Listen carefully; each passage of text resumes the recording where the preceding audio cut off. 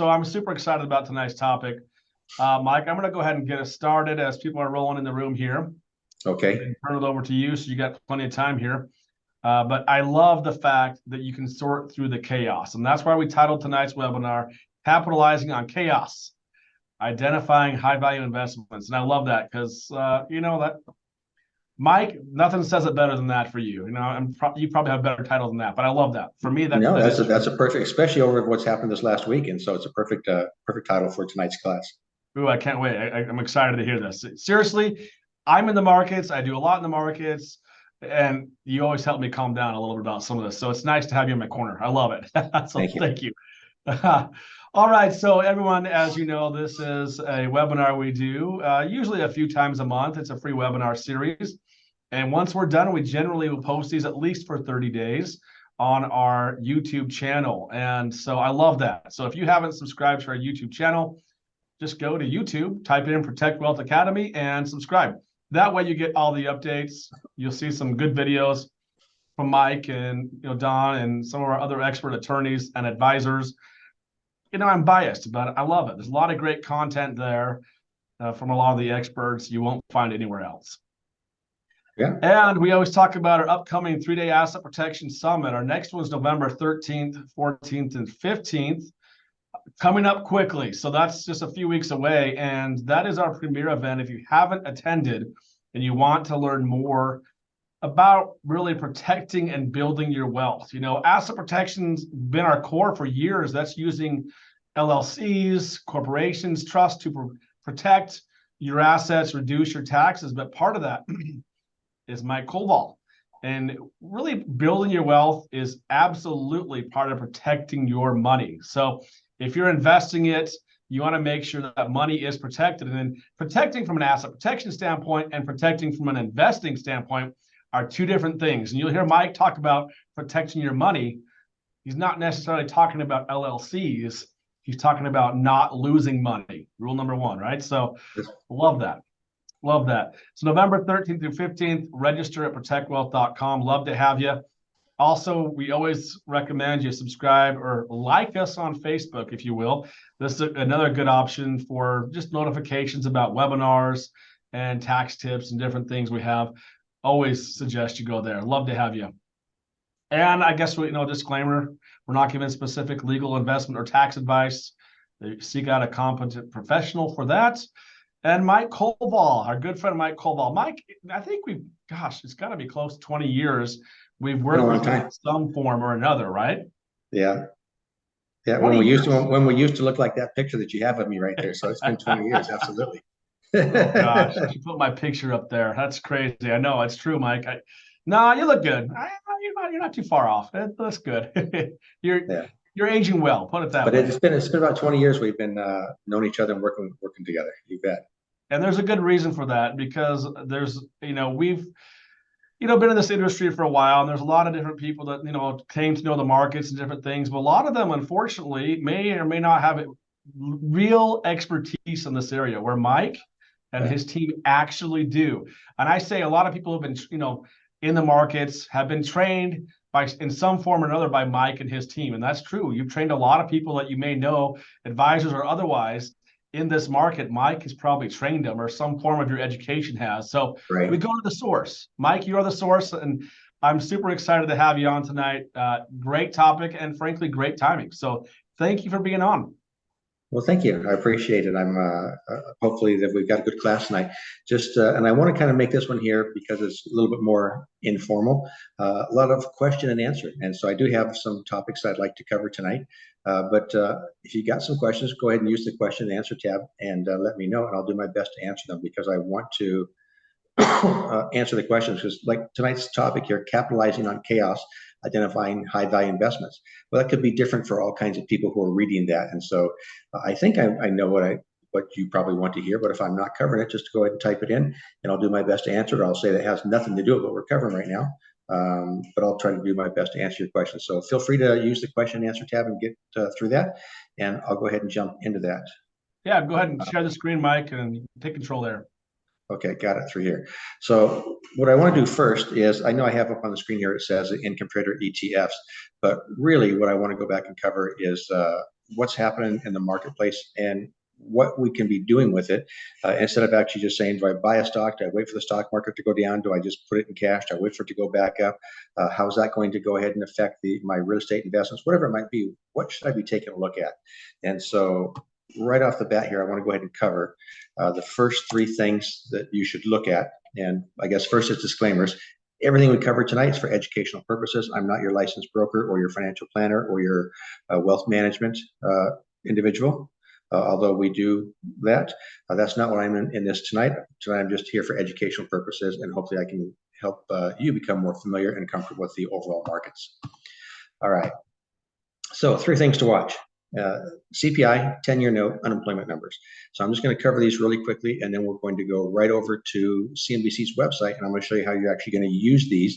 And then we're going to come back to our website, incometrader.com, and then show you how to actually make money off of these three items here. So the first item I want to cover is there's just so much news these days. You know, you hear fake news, you hear narrative news, you hear what you think is good news, whatever it might be. There's just so much garbage going out these days. You don't really know what to go back and believe and what should you be following. And it changes based on what city you live in and what state you live in and what kind of territory you live in type of stuff. But these are the really, if you're in anywhere in the financial markets, if you've got an IRA, if you've got a Roth, if you've got a brokerage account, if you've got a 401k, if you've got any real estate holdings type of items, this is what you should be looking at. And if you've got any, you're even getting close to retirement type of stuff, these are the three things you need to keep an eye on, because it'll tell you when to put your money to use, when to not put it to use. Even if, and here's what a lot of people don't understand, even if you've got a 401k, say, well, how do I do this if I've got a 401k and the whole markets are dropping right now? And I pretty much guarantee if most of you took a look at your 401k 3 months ago and you look at it to today's closing price, you'll see that it's actually lower now than it was 3 months ago. Why? Not because your 401k money managers aren't doing a great job. It's because the whole stock market was down. When the whole stock market was down, they don't move out of your holdings. They leave you invested at all times because that's how they make their money.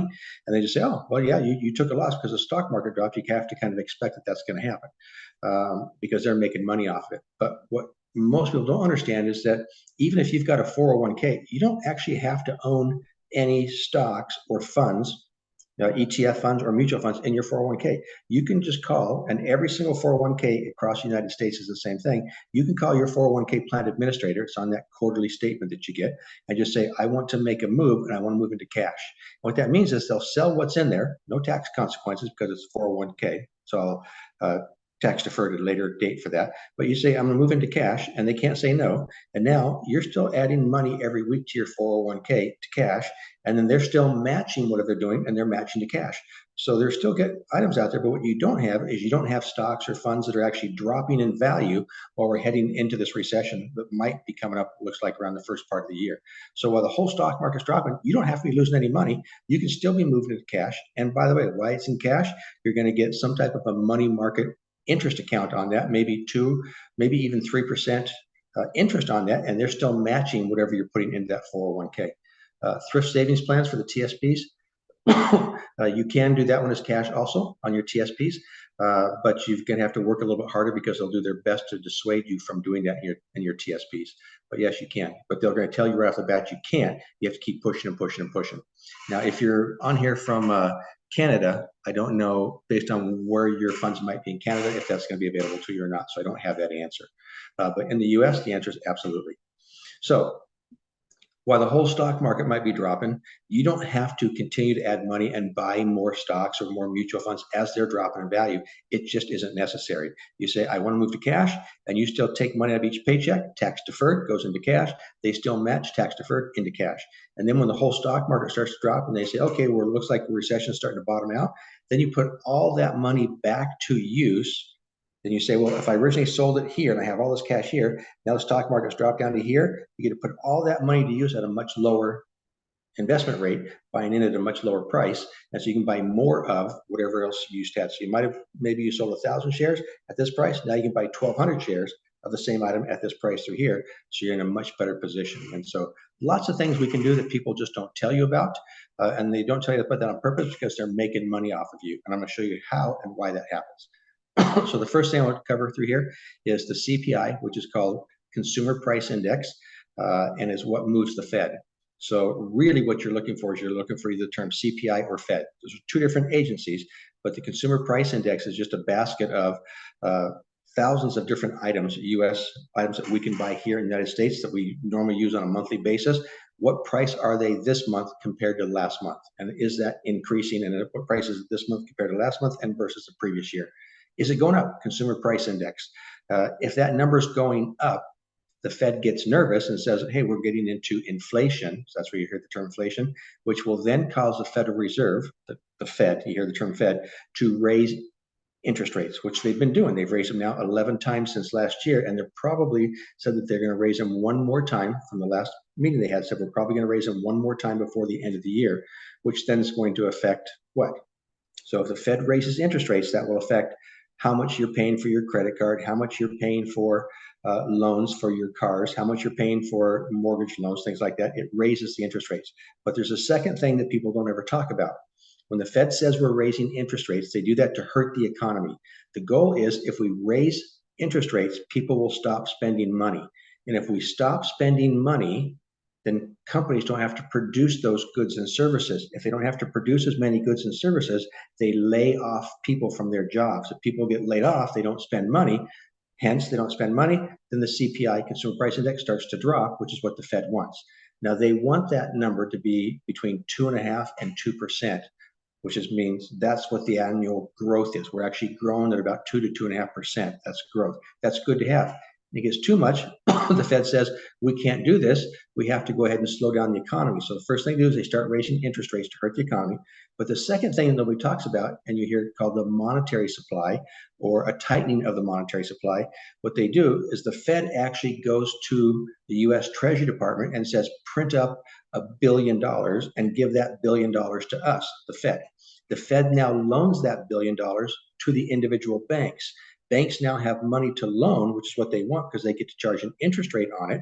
And so if the banks don't have that money to loan, it's tougher for you to now to actually get a car loan. It's tougher for you to get that loan on your house because the banks just don't have the money to lend. So unless you have the best credit, you're probably not getting that type of a loan.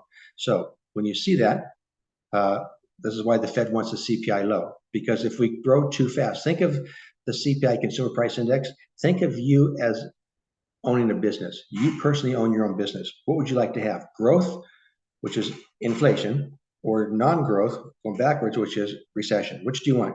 Growth or non-growth? Growth would be the answer. But let's say that your business is a great business, but you're growing so far, so fast, you know you can't keep up with that growth. It's going too far, too fast. You're going to explode or implode, from the inside out. So you're going to implode and your business is going to go under because you're growing too fast. And so if the prices get going up too far, too fast, obviously we as individuals won't be able to buy things anymore, correct? And so the whole economy starts to kind of crash. And that's not what we want because we can't have that. So the Fed tries to control that growth and say, let's make it a controlled growth because we want to grow, but just not so far, so fast that we can't keep up with it.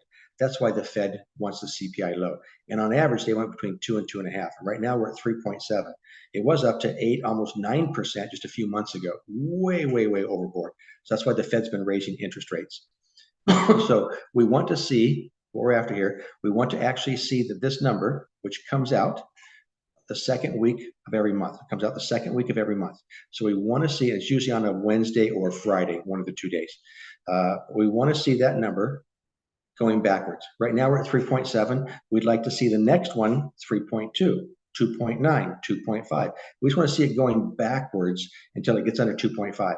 When it gets under 2.5, the Fed will actually start to decrease interest rates at that point of time. They'll actually start to pull the interest rates back.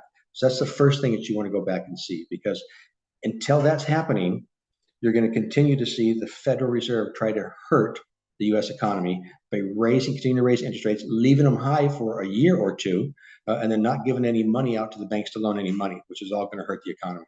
So I'm going to show you how this works. Second thing you're after is just the 10-year Treasury note. Sometimes you hear it called the 10-year bond. It's the biggest one out there that we use as investors. The big one for a lot of outside countries is the 30-year bond, but we're talking just about the 10-year bond.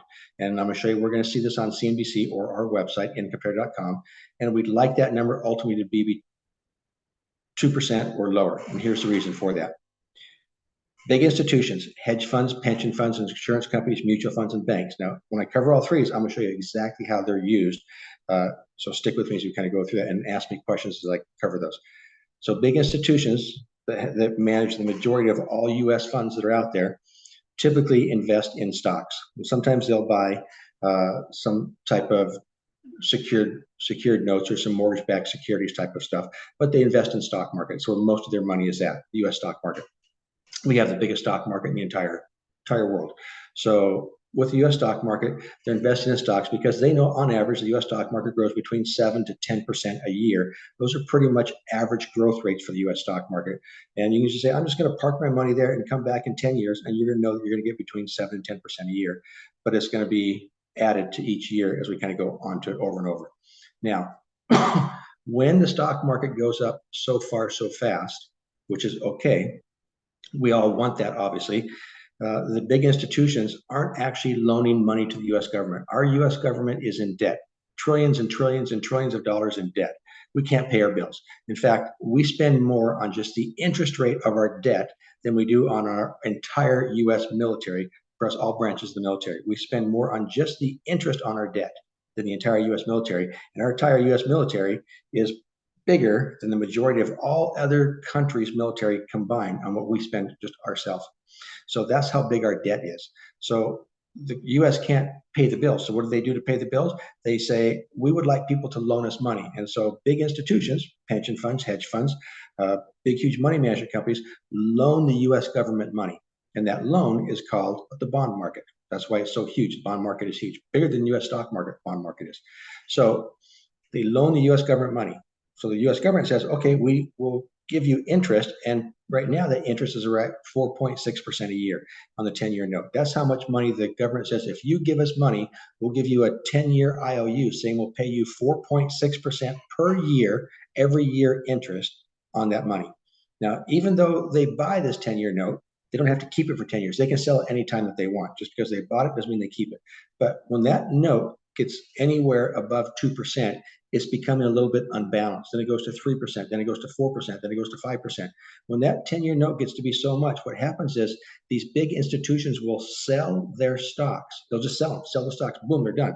Now they have all that cash because they know if they don't sell them, the stock market's going to drop, because that's what's happening with the Fed tightening the monetary supply. The stock market's going to drop.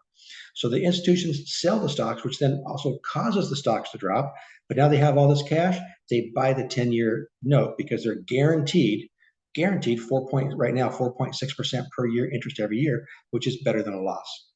And so when that 10-year note gets to be too high, institutions will purposely sell their holdings, causing the markets to drop, and buy the U.S. Treasury note because they're guaranteed that 10% or that 4-5% per year every year for as long as they hold that note for the next 10 years.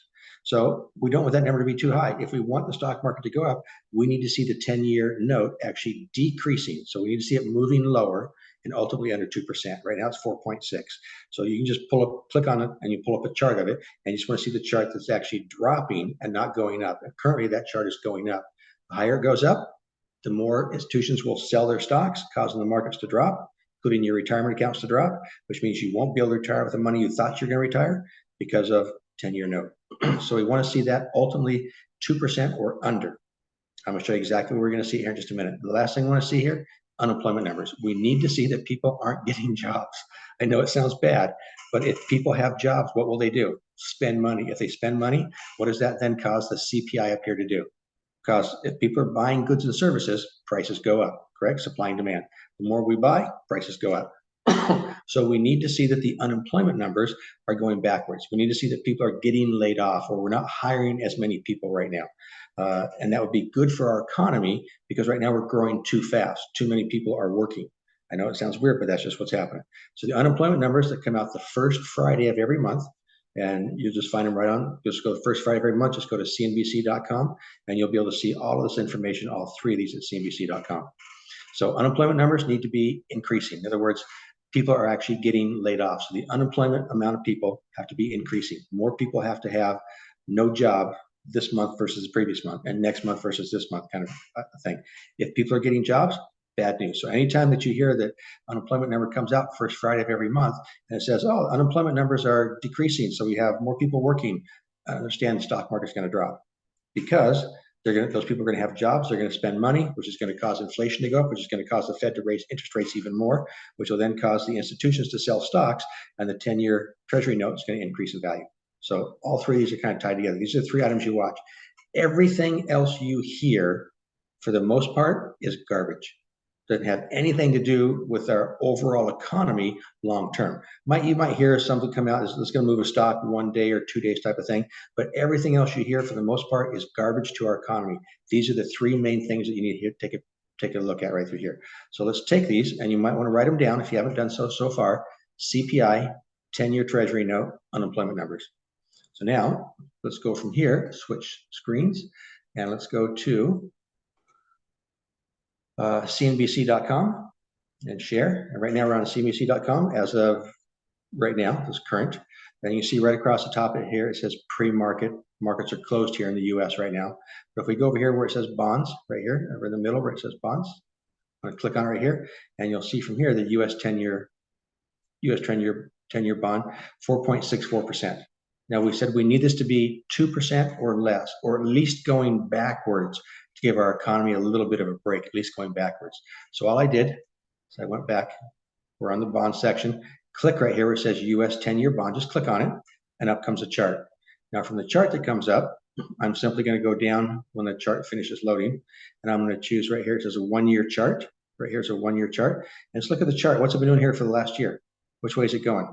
It's heading higher, higher, higher, higher, higher, higher, higher, higher, higher. Look where it's at. It's at an 18-year high right now, 18-year high. That's bad news. We don't want that number to be high. We want it to be under 2%. Or at least we want to see, instead of this chart heading higher, we want to see this chart heading lower. Because when this chart's going up, this one right now means you're guaranteed from the US government to make 4.64% per year interest on your account without any volatility. You don't have to worry if it goes up or down. You just go to sleep and you'll make 4.64% a year every year for at least the next 10 years. Higher it goes, the more money we can make. So we want to see that. If I just go back here to a 5-year chart and pull it up, and now we say, how's it look on a 5-year chart? Again, we don't want that to happen. We want that chart to be decreasing, dropping in value. If it's not dropping in value, if it's actually going up, you're going to see the US stock market continue to drop until that happens. So while this is going up, while the CPI is going up, and while the unemployment numbers, people are still having jobs, while that's happening, our overall stock market is going to drop. If you've got any money invested this time, all you can do is sit back and watch, unless you know what to go back and tell your money manager. And that would just be to move to cash. There's going to be some better options to that, which I'll show you in just a moment. But at least if you move to cash, no loss is better than a loss. Correct? No loss is better than a loss. And so when all three of the items I just covered, the CPI, the 10-year bond, and the unemployment numbers all start to kind of work together in your direction, that's when the stock market will finally start to find a bottom. It'll be volatile for a while, which means up and down, up and down. But for the most part, all of our big, huge drops are going to be out of the way. And now we can kind of play around with it as we wait for it to go back up in value. So those are the three things that you have to have happen. Without all three of them, you're going to continue to see huge swings in the overall market, but ultimately we're going to head lower. And if all three of those don't start to happen, the Fed will raise rates again, probably in December towards the end of this year, which then is going to hurt the housing market even more, right? So now go back to CNBC, click on the headline right here across the top, and let's just read the headlines and kind of scroll down and look at all of this on here. Now, only thing we need when we scroll down through the headlines through here, and this, you can do this once a day if you want. You got nothing else to do to kind of see if there's anything that's going to affect the stock market. And as a real estate investor, your real estate homes. By the way, as we kind of look through here, let's just kind of scroll down. Goldman names global winners, losers, citing battery. Nope, doesn't say CPI, doesn't say Fed, doesn't say 10-year note, bond market, and it doesn't say unemployment numbers. Worried about market volatility. Analysts love these safe high dividend stocks. Nope. Bank of America, these 6 global AI stocks, CNBC. By the way, why wouldn't we just click on something right here where it says bank, it says pro, but what if it's a regular article? Bank of America, these 6 global AI stocks are hidden gems with great potential. The reason for that, if we scroll down, you'll find another article, usually just halfway down the page, that says the AI bust is probably going to happen in 2024 because there's too much of a rally in 2023. You're going to see, again, different opposing views based on who paid to have that article posted. And so unless it's one of the things we covered, I'm just not interested. It has nothing to do with the overall economy, which means that I'm not investing in that sector anyway. Does that mean it's a good time to buy stocks then to hold until the 10-year bonds are decreasing? No, right now is a bad time to buy stocks because as the 10-year bond increases, remember what that causes? It causes the institutions to sell their stocks. 95% of every stock in the United States is owned by an institution, a hedge fund, a pension fund, insurance company, a mutual fund, investment bank, 95% of all stocks. So what they're doing is they're actually selling their stocks, millions and billions of dollars with them of those stocks. They're selling them, which is then causing that pressure because supply and demand states that people sell, prices go down. So they're selling the stocks to buy the 10-year bond. So they're buying the 10-year bond, which is then causing the stock market to drop. So you don't want to buy in the US stock market until you start to see the 10-year bond moving backwards, which means the 10-year bond chart is now in a downtrend. When that happens, institutions don't want to own something that's in a downtrend. They want to own things in an uptrend. So when the bond chart is in a downtrend, they'll start to sell their bonds that they bought earlier, and now they'll move back into the stock market. So right now is not a good time to buy in old stocks. Good question though, Jonathan. If you don't understand what I'm covering here, make sure you say it because this is your family's future. This is your life savings. You really want to make sure you're after here. Apple's latest iPhone software lets you leave FaceTime video. No. One-touch stock is reaching heights. Sex signal messages and sabotaging FTX code. Europe warns of Elon Musk. North Carolina Republicans override governor's vetoes. California. All of this is just garbage. Garbage, garbage. Based on whatever your political views are, it's just garbage in equals garbage out. Does it have actually anything to do, and these are the news headlines on the #1 world's most trusted financial website in the world, CNBC.com. Does it have anything to do with our overall economy? No. So then what is it? It's just garbage. It's just garbage that fills your head, right? Utah uses TikTok. Embattled Representative George Santos. Nope. Did it say Fed? Did it say CPI? Did it say bond market? Did it say unemployment numbers? If it didn't, skip it and move on. There's a good likelihood the stock market bottom is in. Look at that. Someone's saying the stock market bottom is in. In other words, this is as low as we're going to get. Someone says that, but you scroll down a little bit lower, it'll say recession is still coming, probably after the first of the year. So it's just off of who paid for that article. Ozempic, number of people with at least $100 billion has doubled, $100 million doubled. Tickets to Taylor Swift, 15 stocks with a history of dividend growth. Bank of England warns U.S. stock valuations may be out of whack. Look at that. Bank of England warns that the U.S. stock market valuations are out of whack, which means they're way too high, which means that they have to pull back. In other words, the U.S. stock market has to drop. So right here, there's a good likelihood that the market bottom is in. Bank of England, which is kind of like the Fed, but to England, the Bank of England warns U.S. tech stock market valuations are out of whack. So what's the truth? That's why I say garbage in equals garbage out. Unless you hear CPI, Fed, 10-year unemployment numbers, everything is garbage because you're going to hear conflicting stories back and forth. Which do you believe? Well, if the bond market's heading up, there's no other way to look at that. It's heading up. Heading up is bad. Is there a way to see the inflows and outflows on institutional buying and selling? There is. You can look at individual stocks to go back and find that. I'll show you how to do that too. You bet there is. What other option is safer? My 401k does not have a cash option. You already checked. There is another option versus a cash option, and it's called there's a U.S. Treasury fund that you can move instead. And so tell them you want the U.S. market fund. So they don't have a cash option. Tell them I want the U.S. or I want the money market fund. That's what you tell them. If they say cash, no. And by the way, your 401k says they don't have a cash option. It is law that all 401ks in North America have to have a cash option. It's the law. So if you say they don't, what they're trying to do is say, we don't want you to do that. And I'll show you why they tell you that. But it is the actual law written into the U.S. tax code for 401ks. They have to have a cash option. They don't have an option not to. How do I value the core PCE on the Fed's preferred inflation measure compared to CPI? I don't put as much into the PCE. Fed uses it sometimes, and based off of which Fed you're looking at, from which district did the Fed come from, Atlanta Fed, type of whichever Fed you're after, they're going to have different expectations that they're after. And you're even going to see that sometimes on CNBC, where one Fed, territorial Fed might say, yeah, we believe this, and somebody else believes that. I don't usually follow that quite as closely for the PCE. I'll follow the CPI because it works every time. It's what the Fed does do. Go back and just do any research on the Fed's main inflation gauge, and they're going to say CPI is the main inflation gauge for them. And so that's what I'm going to go back and follow as well. There's other things you could look at, obviously. Like if I'm driving a car down the road, do I look right in front of me, or do I kind of see if I can't get more of a broad vision, or am I focusing more right now on the car that looks like it's about to pull out over here on the right-hand side? So there's obviously different things we can go back and look at, but the Fed's main inflationary item is the CPI. And so that's what I'm going to go back and use too. It's much easier to go back and look at. Caroline Ellison testifies, nope. Consumers starting to buckle for the first time in a decade. Nope. These stocks looking mighty cheap going to earnings season. Save hundreds on flights. LIV Golf.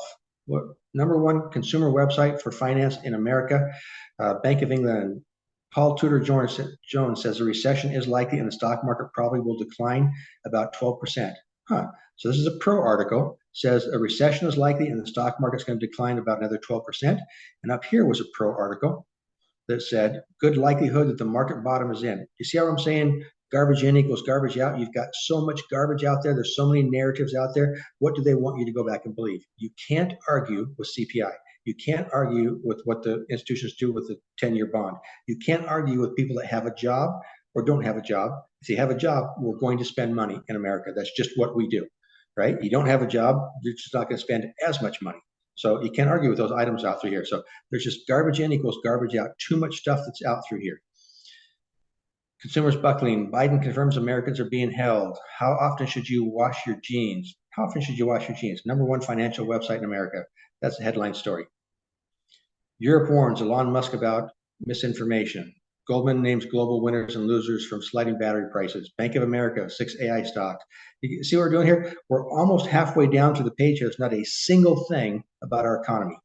It's just garbage. So what do you listen to? If you want to do anything else on here, you're going to go back and do anything else on here.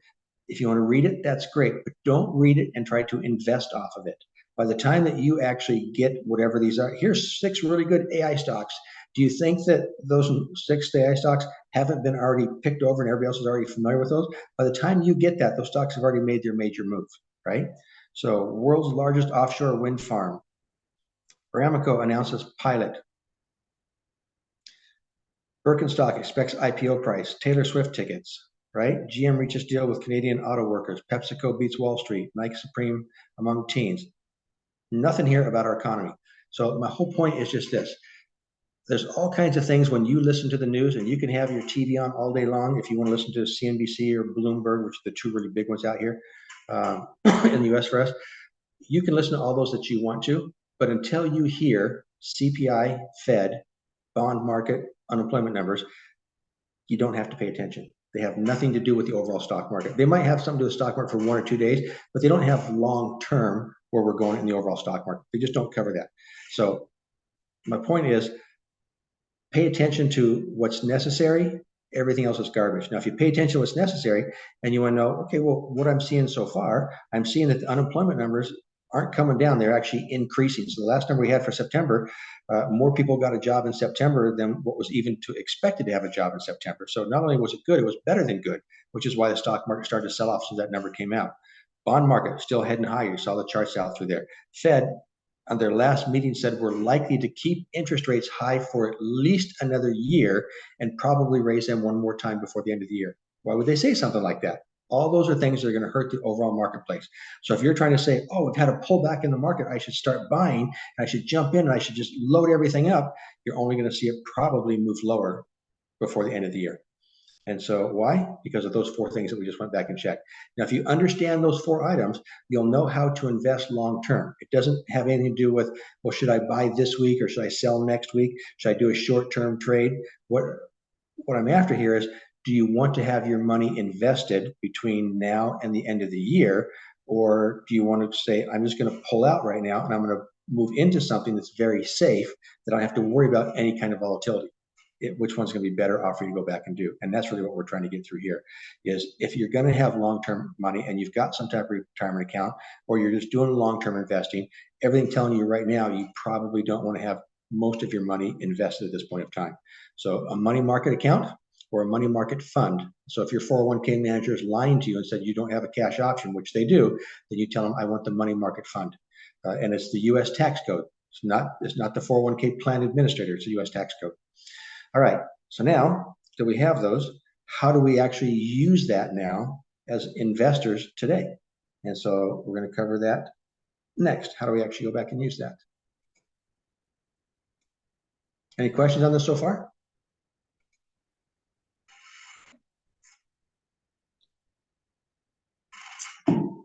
Is it smart to invest in high yield dividend stocks? I like high yield dividend stocks quite a bit, Dale. But I want to make sure that high yield dividend stock is not a very volatile stock at this point of time. Yeah. What are the 4 things to look for? Stock market performance, CPI, 10-year treasury note, unemployment. What's the 4th one? Those are the 3 things. Those are really the 3 things we're after right now. But usually I say CPI and I say the Fed is 4th. So I'll do CPI 1, Fed 2, 10-year treasury note 3, unemployment 4. That's how I'll use it for. But I just put CPI and Fed together because the CPI will cause the Fed to do something.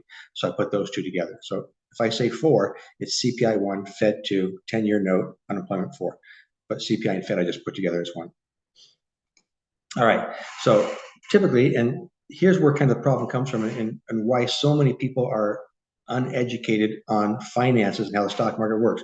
We hear a little bit here, we hear a little bit here, we hear somebody else talking, and we say, okay, that sounds great. And so we think we understand the basics, but we're taught just enough to be educated on the idea, but we're never taught really enough to be educated on how to actually use it. And we're done that way on purpose. I'm going to explain to you why it's done that way on purpose in America. So first, from the very beginning, you go to school and you graduate. And then maybe you graduate from high school or college, whichever one it is, and then you go out and you get a job, right? Or jobs, multiple. For the younger kids these days, they have multiple jobs. A little bit older, maybe you have 1 or 2 type of jobs, but you graduate from school and you were taught what to do in school and you're taught education in school. You go out and get a job, they give you on-the-job training, and now you're in your 2nd phase of life where you start moving out of the house, you start paying all of your bills, correct? So usually when you go to school, you're with your parents, they teach you kind of your thought process, where you live, your social economic standing, how your parents think about money, all transfers over to where you are. Then you go out and you get your job. And then you start making your own decisions in life. Then you get married and you have kids and you go out and buy a house. This is the typical process that most people will go through in life, especially if they're our generation.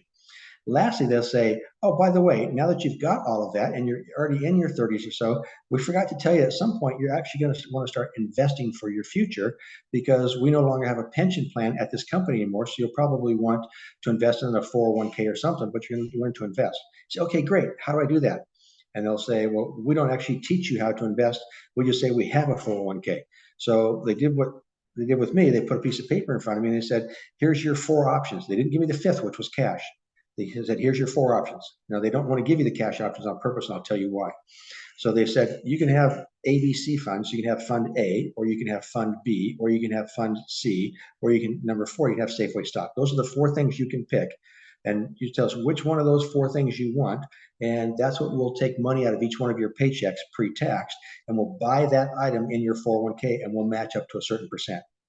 Okay, well, great. Which one should I get? I don't know. I'm the HR manager of the company. I'm just telling you, you have to pick one of these 4. But which one of the 4 should I pick? And they say, again, I can't tell you which one to pick. I'm the HR manager. It's my job just to make sure that you have the paperwork to fill out. We'll then give it to the plan administrator for this big nationwide company, and they do the rest of the work. Well, can I call that plan administrator? Oh, no, they won't talk to you. They're way too big. Okay, so all I know is that I should pick one of these 4 items, but I don't even know what Fund A, Fund B, or Fund C is. Well, Fund A is more aggressive. Fund B is less aggressive. And Fund C is not very aggressive. Okay, what does that mean? Pick one of the 4. So you pick one of the 4 items.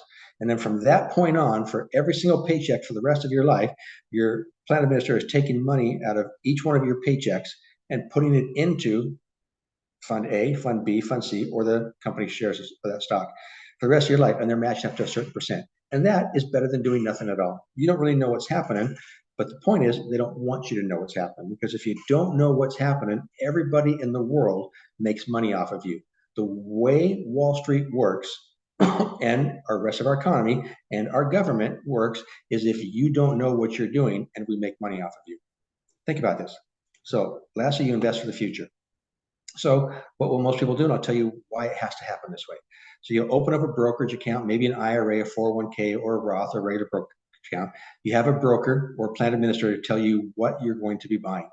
And since you don't know, because you didn't actually go to any classes on how to spend the last part of your life, your first third, growing up with your parents, your next third, you have your own house and marriage and kids and your life. And the last third of your life was retirement. Nobody actually ever teaches you how to prepare for retirement, right? We just missed that part on purpose. Think about it. When's the last time that you were in high school or college or halfway through your life and someone said, let me show you how to sit down and prepare to college or prepare for retirement? The only person that does that is somebody, again, who wants you to give them all of your money so they can make all of your decisions for you, correct? So now you have someone tell you what to buy, and they tell you you're going to hold on to these items we're telling you to buy forever, or until we tell you to rebalance your portfolio, which means we're going to put you in whatever else we think is best for you because it's best for us. They'll tell you you have a no load fund, which does not exist by law. That economically can't even exist. You got front loaded fees, back loaded fees, 12B1 fees, custodial fees, inactivity fees, dividends. All those things are kind of in there that you're being charged for.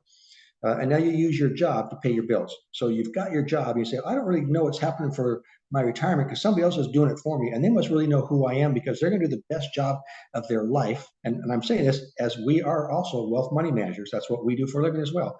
But I'm saying this is what happens because obviously, do they know every one of their clients?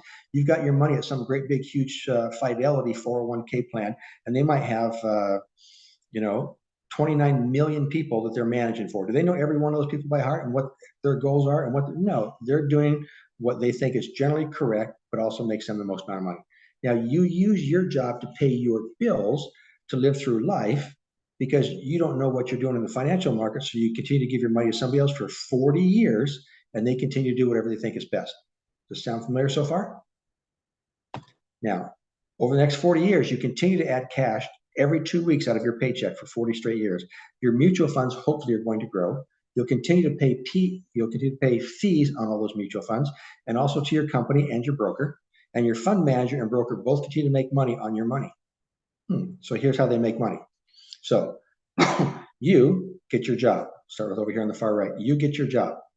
Now from your job, you give a little bit of your money every paycheck to where your money's going to, your brokerage company, fund manager, wherever it's going to be. But let's say it goes into a mutual fund, right? So you give that money over to a mutual fund manager, and they'll say, "Oh, don't worry about this because this is a no-load fund. There's no fees to pay," which can't happen. For one, every single time somebody puts money in that account, the mutual fund company has to buy shares of stocks to balance out to match whatever cash just came in. Somebody else says, I'm all done now and I want to withdraw and I want to take my $400,000 and I want to exit out. What does the mutual fund company have to do? Has to sell those stocks, move into cash. Every one of those transactions has a tax burden. When you're buying stocks and you're selling stocks, and they're doing that thousands of times a day, 5 days a week, month after month, year after year. Who pays for all those taxes? Because you can't have a mutual fund that doesn't buy or sell stocks ever, because as soon as you add money to the mutual fund, they've got to buy stocks to match what those stocks in the mutual fund. And as soon as you want to sell, they have to sell those stocks. Who pays that tax burden? So when people tell you you've got a no-load fund, it does not exist. Somebody has to pay the bills, right? Who's also paying that mutual fund manager's salary? Who's paying all of the corporate offices that they have? Who's paying for all their data feeds and their internet connections and their cell phone? Who's paying all that, right? There are no such thing as no-load funds. They don't exist. So now there are cheaper funds, but there are no funds that have no loads to them at all. So money managers can say, oh, we have no loads, but they're just shifting the burden of where that money is being paid into a different type of an accounting structure, but you're still paying it. So now the fund manager takes that money. So you give your money to the fund manager and they buy shares of stock. Now, where are those shares of stock held? Actual physical shares of stock held. They're not actually held. It used to be the old days, you had a stock certificate, they gave it to you. These days it's electronic. So the fund manager says, oh, I've now got money from all these people here, and I've got, let's say, $500 million in assets in this mutual fund. But the mutual fund is held, all those assets are held at the mutual fund company. The mutual fund company now acts just like a bank does. So they have $500 million of assets. What do you think they're going to do with $500 million? They're your assets, but the mutual fund company actually has physical assets, has the stocks. So what do you think they're going to do with $500 million of assets? They're going to take that money, that's your money, that they're now charging you fees to manage. They're charging you fees to manage. They're going to take your assets and they're going to use them as collateral to go buy entire other businesses and own those businesses and take profits on those businesses, wait for those businesses to increase in value and sell those businesses and keep the profits. They don't give you a single penny of any of that. In fact, they actually charge you money to do it. And we think, wow, this is a really great system. I love giving my money to somebody else because I've never been taught how to invest. Now, the actual ticker symbol for all those assets, the ticker symbol of a mutual fund, A, B, C, D, E, X, right? It's got to have 5 letters and an X for a mutual fund. The actual ticker symbol is then sent to your brokerage firm. Now, your brokerage firm actually has the ticker symbol in their brokerage firm. And again, now they're acting like a bank. They have an asset in their brokerage firm, which is your mutual fund, right? You don't have it. It's not underneath your pillow. It's in their brokerage firm. What do you think they're now doing with the value of all your assets? So your brokerage firm has all kinds of assets from everybody, their clients.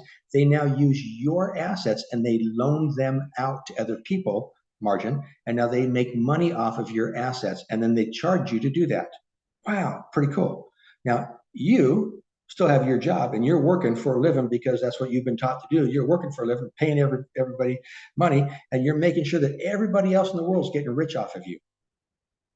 Now, in this entire scenario, whether the stock market goes up, sideways, or down, who's the person that's at risk in this scenario? Who's the only person that came up with the money? You. And if the whole stock market goes down, is that fund manager still charging you a fee while they're losing your money? And are they still using your assets to invest other ways? Yes. Is your brokerage firm still loaning out your assets to other people and still making money off of you just like a bank does? Yes. Who's the only person at risk in this entire scenario? It's you, because you never learned what really happens in the stock market. You learn just enough of the basics where you can say things where it sounds like you know what's happening, but if you're actually out there buying mutual funds, you do not know what you're doing. And I'm not trying to be rude. I'm just trying to be honest with you. If you want to be rich, you have to do the things that rich people do. Rich people don't give all their money to a fund manager and say, buy me a bunch of mutual funds. That's not what they do. Huh? Is that what Warren Buffett does? No. Is that what Bill Gates does?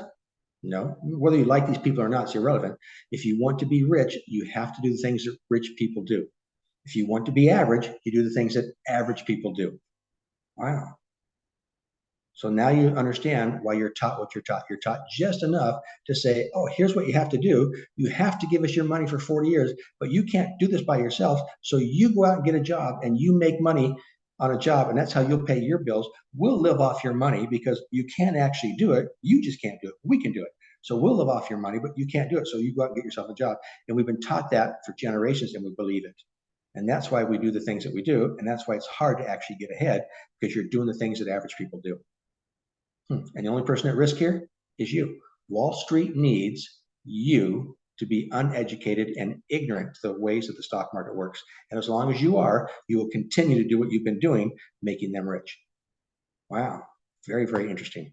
Here, this was taken at the end of, this comes right from Morningstar.com. Morningstar.com is the largest financial website in North America for analyzing and managing mutual funds in North America. This came at the end of 2022. 5-year annualized returns, 5-year. All U.S. stock mutual funds average, you take all of them that are out there, it's about 27,000 of them. As a group, they made 7.10% return. The S&P 500, 9.42. Wow. You paid someone money to underperform the stock market. If you're a professional money manager, your first goal, see if you actually did a good job or not, is to beat the S&P 500. That's your benchmark. That's your goal you start with. If you outperform the S&P 500, which we've done since we've been managing money, but if you outperform the S&P 500, you're good. But out of 26,000 mutual fund managers out there for U.S. stock equity, means stock funds, 7.10% was the average return for the last 5 years for all U.S. mutual funds. But the S&P was up 9.42% per year, every year on average for 5 straight years. Wow. So why do we give our money to somebody else if we could just buy this? Ticker symbol is SPY, Sam Paul Yellow. Why would we give our money to somebody else if we could just do SPY? Huh. Interesting, is it not? Here, US ETFs. Now I want to talk about ETFs and why that's where we kind of want to go. And I'll show you how we invest in today's market using the ETF. So this is ETF growth. An ETF is a mutual fund, but it trades just like a stock. And the difference is you don't have the huge fees. The average actual fee for an ETF is just around 0.45%. Some are a little bit higher, some are a little bit less, about 0.45. Growth is huge, huge growth. You see every single year. So an ETF stands for Exchange Traded Fund. It's a mutual fund that trades on the stock exchange. If you have a professional money manager and they're telling you, here's a mutual fund you should be in, I would change them immediately because they have higher fees and you can't do all the things you can do with the ETF. I'm going to show you the things you can do with ETF. What do I recommend on how to learn to manage your money? I would say take a class. Obviously, Natalie, that's a good question. I'm a little bit biased. We have the best class in North America. It's $200. It's for a 2-day class. But take it whoever you trust, that's who you take. Take a class from a person you actually trust.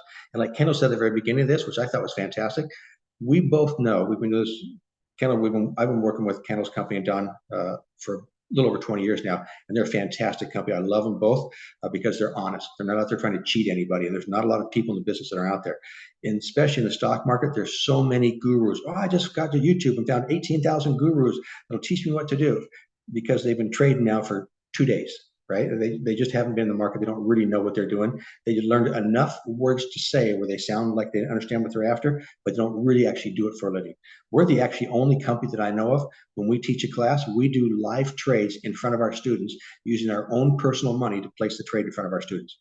I don't know anybody else that does that. The only reason we would do that is because we're pretty good at what we do and we make money. If you don't really trade for a living, then why won't you share your trades, your investments with your students? Because you don't want them to see how bad you are, right? Can you get a link for the $200 class? Yep, you can. You can just go to protectwealth.com/stocks. So you're on a Protect Wealth event webinar, go to the website /stocks, STOCKS.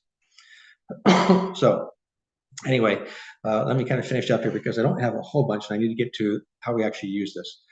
You can see that recently, just from 2016 to 22, the amount of net inflows, not total buys, but net inflows, take those that left to those coming in. Mutual funds have had about $2 trillion going into mutual funds versus, you take what went in minus what went out, net inflows of 2 trillion. ETFs had about 4.5 trillion. This is where people are going. So if you have a professional money manager that says you should be in a mutual fund, I would just can their butt right away and move on. And the reason for that, they're making more money off of you in a mutual fund than they would in an ETF. That's why they put you in a mutual fund. And they're not doing it because they're a bad person. They're doing it because their company told them, here's how we make the most amount of money. So now, why do we choose ETFs? Lower costs. There are no on mutual funds. They have much lower costs. There's no commissions on them on ETFs, by the way. So there's no commissions on ETFs. They're free. You want to buy 3 shares? It's just whatever the cost of 3 shares is. You want to buy 1,000 shares? Whatever the cost is. Tax efficiency, they're much cheaper on taxes because there's not a lot of buying. Most ETFs actually just track something, like they track the S&P 500. So they buy all 500 of those stocks and they just let them sit there. So there's not a lot of buying and selling every single day that has all those different taxes that have to be paid on short-term capital gains tax. It doesn't have those. So much more tax efficient. You can actually buy them and sell them in the middle of the day. So if the whole stock market is just tanking and dropping, you can just go online, place an order in the middle of the day and sell it. You don't have to wait to the end of the day. Transparency, you can actually see what's in them. Mutual funds don't show you what's in there. They're only required to show you what's in there on the last day of every quarter. It's the only time you know what's in the mutual fund. The rest of the 3 months, they don't tell you what's in there, nor are they required by law to tell you what's in there. And they're optional. Many different things you can do. Here's Larry Fink. Larry Fink is from BlackRock. They manage $14 trillion. That's how much they manage. Largest wealth management company in North America. They manage 14 trillion. And he's just talking about how ETFs are the way to go. They currently use ETFs. They've got about $3 trillion in just ETFs. But they say they're great for options and hedging strategies, things you can't do with mutual funds. So really cool stuff.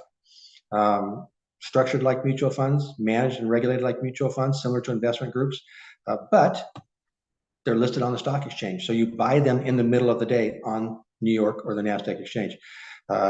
Trades during market hours. Some of them are optional, which means you can actually write covered calls on them or actually use them to place a trade to go bearish if the stock market drops. Dividends are actually paid to you, where mutual fund dividends aren't always paid to you. You can put stop losses, limit orders, sell short, margin, much lower fees. Just so many really cool things that you can't do with mutual funds. This is right from investor.gov. It's the U.S. Securities Exchange Commission. So the SEC, you've heard of the SEC, it's the police department for the stock market. So right from investor.gov, the average mutual fund total expense is 3.01%.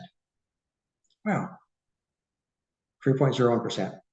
The reason for that, all mutual funds, investor transactions, purchases, exchanges, redemptions, fund operating costs, investment advisory fees, marketing, distribution expenses, brochure fees, custodial, transfer, agencies, legal, accountants fees. Typically, these are paid out of the fund's assets. So they say, oh, you have a no-load fund, but they pay them out of the assets. There is no such thing as a true no-load fund. Somebody's paying these fees. Additional fees, they then move over to annual fund operating expenses, management fees, bonuses, distribution, 12B1 fees. These are all things that the mutual fund companies say, oh, we don't have a load. We're really inexpensive. They don't exist. Somebody has to pay all those fees. Next, expense ratio. So let's just go from here to, by the way, is there a downside to this? Might be some commissions on some ETFs, but the majority of them have zero commissions whatsoever. Volume, some of them might have light volume, but same as mutual funds. Taxes, if you're trading the ticker symbol GLD, which is a great mutual or great ETF, it's taxed as real gold. So it's like a collectible, so you're going to pay a 28% tax on it, which still might be less than your short-term capital gains or than your ordinary income tax you might get. But understand this one particularly has a slightly higher tax structure than all the rest of them out there. So here's how they work. Let's go to the website. And we talked about how we said that the overall stock market is probably going to be heading lower, correct? And the reasons for that, those three items, CPI/Fed, 10-year bond, and unemployment numbers. So if I scroll down here, I'm just on our website here on incometrader.com. If I scroll down the page, I can now go back. Let's go down here. It says stock scanner at the very top of this page. And I'm going to go from here to ETF scanner and just the popular ETFs. And here's what I want to go back and show you.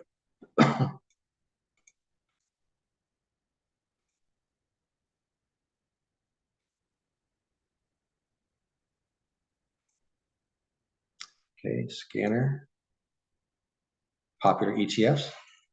Do I do swing trading or day trading? I do both of them. Me personally, we don't teach day trading. And the only reason we don't teach day trading is that the average student hasn't built up enough following the rules program, because when you're doing day trading, I want my money really fast, which inherently just means it's greed. Nothing wrong with it. I have greed too, and I do day trading, but the brand new investors don't have the correct emotions just yet if they start with day trading. So if they learn it later on, that's absolutely fine. We have no problems with that. But if you start with it, most people do that because of the greed factor. And then they'll lose their money because they won't follow the rules, because when they get into a bad trade on that, they'll say, oh, I'm not going to go ahead and close it out yet because maybe I'm hoping it's going to pop back up. And then when you use that word hope, you just lost. You're not following any rules at that point in time. Swing trading, absolutely. I do like to do a lot of swing trading with options trading with swings as well. And there's no issues with swing trading with 25,000 or less. You don't have a day trading rule you have to go back and follow for swing trading. But we're doing it with the option side of it. So over here, we've got indexes. This is SPY right over through here, SPY. Now, SPY is the ETF that actually tracks the S&P 500. So if all you did was buy the ticker symbol SPY, that's all that you did, and then you walked away for 40 years, you're going to historically outperform the majority of all mutual fund managers in North America. Because you saw that we just showed you through there for the last 5 years, 9.5% versus a little over 7% for all mutual fund managers over the last 5 years. And so because of that, if you had just bought the ticker symbol SPY, you would have outperformed majority of 26,000 different mutual fund managers out there. People say, what do you do for a living? You say, I manage my own fund. And the fund is SPY, ETF, exchange traded fund. You say, well, are you any good? You say, well, as a matter of fact, I'm in the top 1 or 2% in the country. I outperform the majority of all other money managers by almost 2%. Wow, how'd you do that? I bought the ticker symbol SPY, didn't buy into the garbage, and just walked away. Pretty cool. If someone is to buy the SPY, is there a certain number of shares that would make a difference? No. Good question, Michelle. Just one. It doesn't matter if you, let's say that, and currently the price is kind of expensive. So there's a second one here called SPLG, same thing. It's just a fraction of the cost. Um, and so, but if you look at the charts over here on both of them, they're the same item. So look at SPY, SPLG, one's $50, one's $400+. And so it doesn't matter. Let's say that you only have $400 to invest and you buy one share of SPY and it goes up 10%. You made 10% on your money. Let's say you have $4,000 to invest and you buy 10 shares of SPY at $400 a share and it goes up 10%. You still only made 10% on your money. So it doesn't matter how many shares you buy. You're not a better investor because you can afford more money. You're only a better investor because you make a higher rate of return. So it doesn't matter how many shares. Don't let anybody tell you that, oh, I was able to buy 3,000 shares. Really? That's pretty cool. What was your rate of return? 4%. Oh, okay, cool. Because you're making 9%, right? That makes you a better investor, not the amount of money you have to spend or work with. All right, so here's what I want to go back and show right down through here, though. These are called inverse ETFs. This is what I really wanted to cover for the class, and we're almost done. Yeah, we're about an hour right now. So inverse ETFs. Now, an inverse ETF is the same thing as the S&P 500, which is the benchmark for the marketplace. Ticker symbol here is SDS, but it's a mirrored image. So when SPY is in an uptrend, SDS is in a downtrend. And we know that right now, the overall market is in a downtrend, which means that SDS is in an uptrend. So if I go back now, I'm just going to type up the ticker symbol across the top here, SPY, because that's the ticker symbol, the ETF that tracks the S&P 500 index, the benchmark. I'm going to type up SPY, and then up is going to come a chart. And you can see that over the last few months here, if you're not familiar with charts, you read them from left to right. But over just the last few months, this chart had a high back here. Next month, it moved a little bit lower. Next month, it moved a little bit lower. Let me remove some of those so it's easy for you to see what we're after here. Take off the lines. All right, so here's the chart of the S&P 500 for the last 6 months. We can see for the last 2.5 months, it's been moving lower. Interesting. Okay, now if I type over here, SDS. Good question, Steve. Does one need an investment account to invest? Yes, you do. But it's really easy. You can go to schwab.com, fidelity.com, etrade.com. Just pick a big one you've heard about. I just wouldn't use Robinhood. I don't have enough time to tell you why. Just pick a big one. And then you go online to their website and say, I want to open up a personal brokerage account. It takes less than 5 minutes. Answer the questions, and they'll say, how do you want to send the money? You can either write them a check, or you can transfer it right then from your bank account to the brokerage account. It's a 5-minute process. It's really, really simple. Now that it's there, all brokerage accounts actually pay you interest for the money that just sits there. They don't even charge you a fee. So it's kind of like a savings account. So if you never use it, there's no fees for it, but they'll pay you interest on the money used, or the money sitting there that you're not using. And the interest is more than a bank pays. So it's actually a better thing to open up a brokerage account, especially if you have kids. If you want to just put money in a savings account, don't do that. Put it in a brokerage account. Savings account means I'm saving for a rainy day, employee. I'm putting it into an investment brokerage account, even if I'm not using it. Now I'm thinking entrepreneurial mindset, because when it's there, I have the ability to use it for potential growth going forward because it's an investment account. So which would I choose? I would never choose a savings account. Now, here's the SDS, right here, SDS. So see how it's now starting to move higher? So when one goes down, the other goes up. If I go up here to the very top, I'm going to pull up just a 3-month chart. And I'm going to put both charts on the same page here for you at the exact same time. So here's SDS, and I'm going to now add the ticker symbol SPY. And now what you'll see is both charts are on here at the exact same time. What do you see? They're just a mirrored image. So when you hear things right now where they're saying, oh, the Fed is still raising interest rates because the CPI is high, the 10-year bond is still in an uptrend, and unemployment numbers are backwards because people are still getting jobs. They're getting jobs faster than they were supposed to. All that says SPY is going to drop. So what do? We buy SDS and we own SDS. And when the whole stock market's dropping, it's actually heading higher. It's an inverse fund. And now we're making money. When everybody else saying, oh, I'm watching the stock market drop and I'm losing money in my 401k account, and I'm losing money in my IRA and my mutual funds, or I'm losing money, then why are we doing that if we don't have to? Because we can just call our plan administrator or money manager or your broker and say, I need to move out of that, and I need to move into an inverse fund like SPY. because it's actually going up when this is down. Now, there's going to be times where it actually goes down for a little bit, but overall, if we still expect the markets to drop for at least the next 4 or 5 or 6 months, I would rather be in SDS today than SPY, or at least cash. That's what I'd rather be. So we've given you the 4 items that you're after. You need to pay attention to CPI/Fed, 10-year note, and the unemployment numbers. I showed you when those come out. At the very least, I would be in cash. If your broker says you can't be in cash, all I would say then is I would go to Fidelity, and I would call Fidelity, and I would say, I need to open up a new account. I'll say, what kind of an account? You say, I have a current account over here. Fidelity will go take that account and transfer everything across for free. Won't charge you a penny. It'll take a week. Now that it's there at Fidelity, you can personally move into cash or a money market account. So use those words as well, money market account. And then from that, you can go back and say, I want to move now into either cash or SDS. And as long as those things still look negative, I'd stay in SDS. And there's going to be times where it pulls back, but ultimately, you can see the SDS, ultimately over here for the last few months, has been heading higher. This 193 here has been heading higher. So that's what I'm after. So when people tell you you don't know what to do in the stock market, you have to go get a job, you'll never know what's out there. Everybody that's out there has their opinion on how things work, but the 4 things I just showed you, three things I showed you, have worked decade after decade after decade after decade after decade. It has not changed. They can say, oh, we're in a new millennium, we're in a new this, we're in a new paradigm shift. They can use all the great words they want to use because they're great at marketing.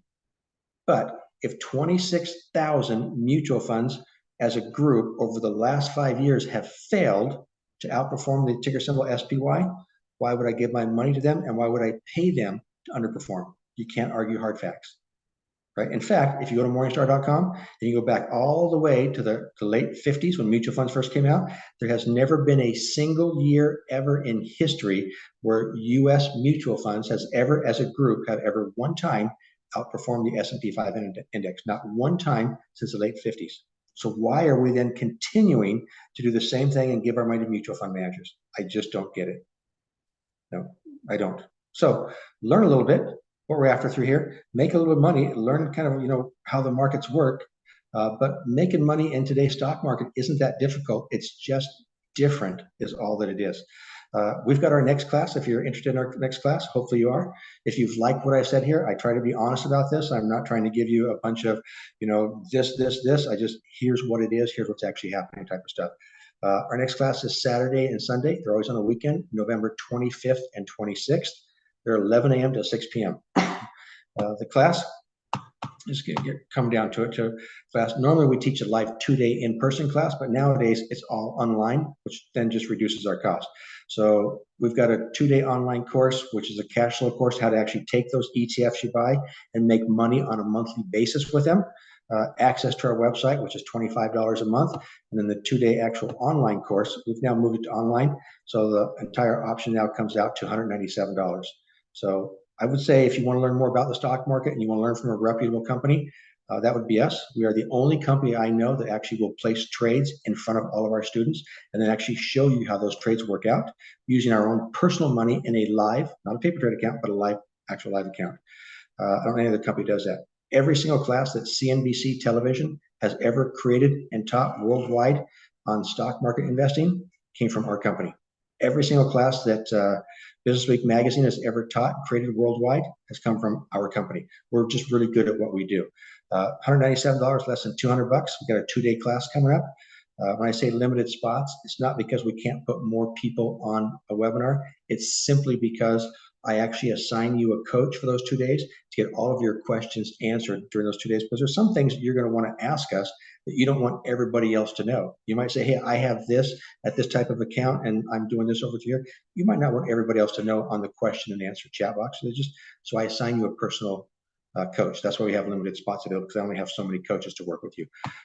With that though, take the entire course. It's 2 days. If you don't like the course for whatever reason, it will be me teaching the course. If you don't like the course for whatever reason, tell me you want your money back. I'll actually refund the $197. It's not my goal. My goal is to keep you as a lifetime customer, not to get rich because I charged you $197. And that's not what I'm after through here. So if you don't like the course after 2 days, you don't even have to tell me why. I'll give your money back. But you keep the entire cash flow study course that we give you with that, including how to make money on a monthly basis using writing cover calls, and bring a guest. So if you're coming to the class with us, bring a guest with you. We'll give them free access to the class as well. So class, and that's nice to have. We'll also give you teen financial training video series. It's good for 13 to 19-year-olds. If you want to get them involved in how money works, what type of bank accounts work, why open up a brokerage account, how to place a trade in a brokerage account. We actually have 4 videos that we've just created. Give those to your kids. Let them watch them over and over and over. Get them into the financial markets. And they're specifically written for kids. They're not for adults. You can watch them. You'll probably learn something. But keep those, and then you'll get to keep them. Even if you don't keep the class, I'll still give you the teen financial videos as well as you kind of go through all that. So get registered for the class. Go to protectwealth.com/stocks, protectwealth.com/stocks, and register for the class. It's $197. And as soon as you register, I'll give you immediate access to the website, where I've got a couple more videos I want you to watch to kind of get you prepared for the class, how to use the website, some of the proprietary features that we have that you won't understand because there's not any other website out there. But I'll give you immediate access. You can start to prepare for it before you actually go to the class, so you're not completely brand new with it. Where are the money market funds, ETFs? I don't have them on our website. Money market fund is just different for each brokerage account. How much they're going to pay you in interest is all that it is. And so each brokerage has their own money market account they're going to put the money into. So guys, with that, I appreciate your time, and hopefully you learned a little bit on here. If you want to learn more from our company and you like what we have on here, hopefully you do. We're just a good company. We're an honest company. We're just here to teach you how to do a better job managing your money, because the goal of Wall Street is not to teach you. The goal of Wall Street is you go get a job and give us your money, and we'll do what's best for us, and hopefully you get a little bit of money on the downside, but you're the only person at risk, but we're not going to tell you that. So get registered for the class, protectwealth.com/stocks, guys. I appreciate you being on here and asking some questions. And if there's some more questions on here that I see you've got, I'll go ahead and answer them now as I turn it back over to, on the question and answer, I turn it back over to Kendall. So Kendall, thanks for letting me on tonight. I had a good time, and hopefully, it was good to hear for a lot of people what really happens in the stock market and what's necessary for us to pay attention to. Mike, you're amazing. I thought that was an incredible training. Seriously. And I talk fast. I understand I talk fast. Bravo. Too, so Thank you so much. And I always learn a ton. And like I said before, when we started, I've known Mike almost 20 years. In some form or another, we've worked with Mike. And I love this class because those of you who are here tonight, you are now better than what the top % of traders out there, better than your cousin, uncle, aunt, who's a fiduciary investor who's got all their licenses.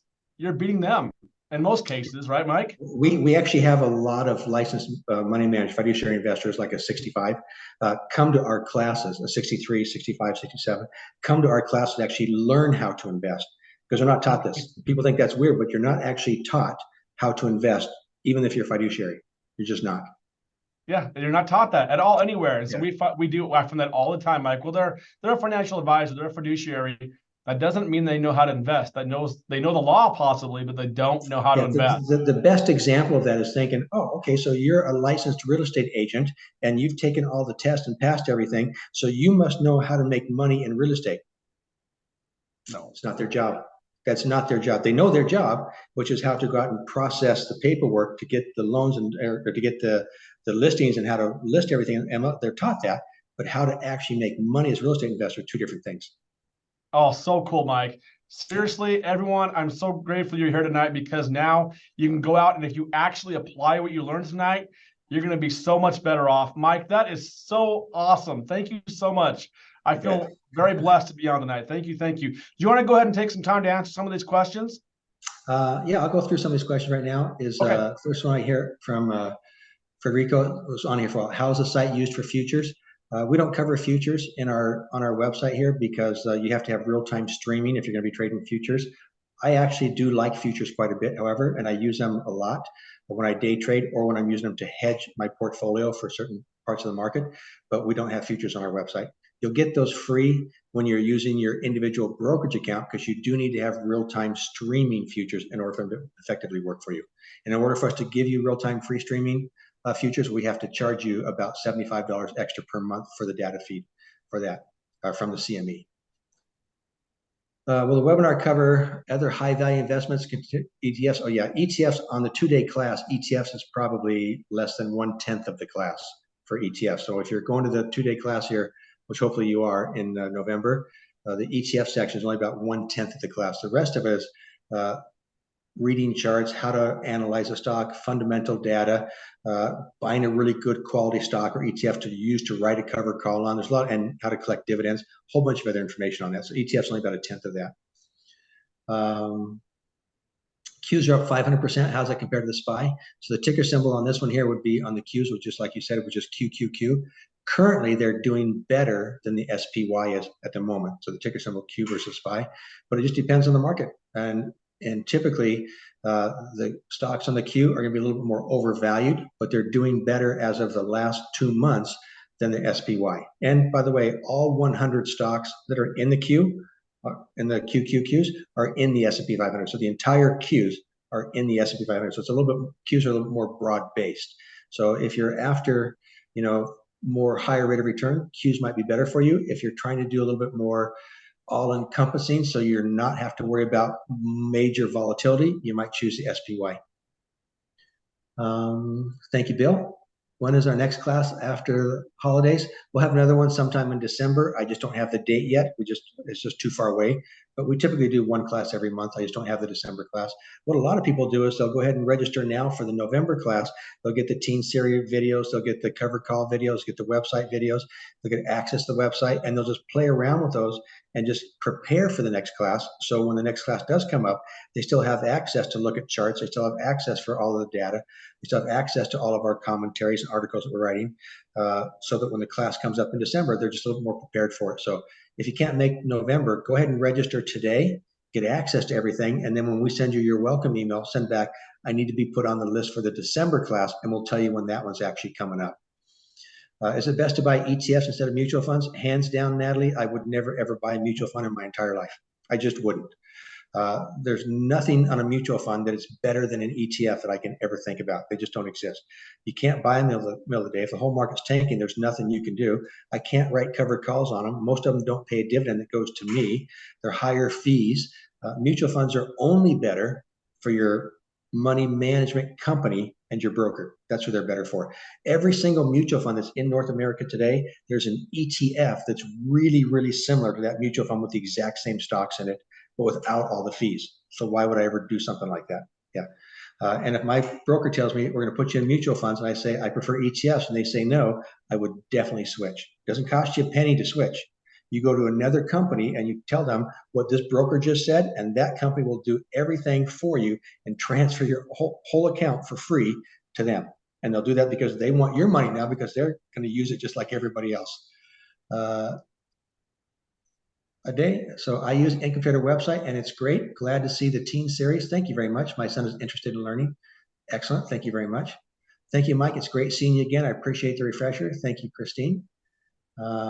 Tell me how to teach the folks stock market, Mike. Tell me that you teach the folks of the stock market. Actually, I do. So I know it's kind of a weird, but we are the only company in history that's ever been hired to go down to the United States' largest exchange, Chicago Mercantile Exchange. We're the only company that's actually been invited to the exchange trading floor while it's open to teach the floor traders how to trade. And we were teaching them how to trade many currency futures at that point of time.